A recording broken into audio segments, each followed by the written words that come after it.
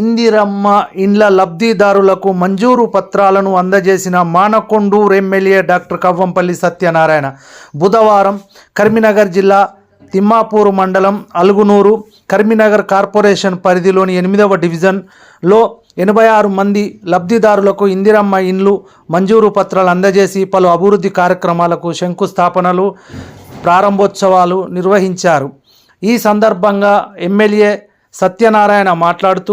తెలంగాణ రాష్ట్రంలో గత ప్రభుత్వము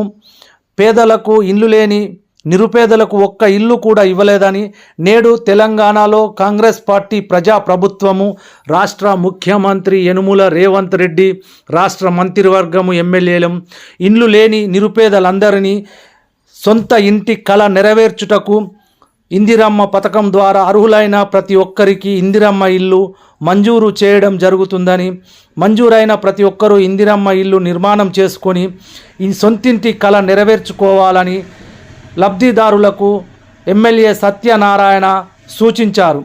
ఈ కార్యక్రమంలో కరీంనగర్ నగరపాలక సంస్థ కమిషనర్ ప్రఫుల్ దేశాయి, కాంగ్రెస్ పార్టీ నాయకులు, కార్యకర్తలు, లబ్ధిదారులు అధిక సంఖ్యలో పాల్గొన్నారు.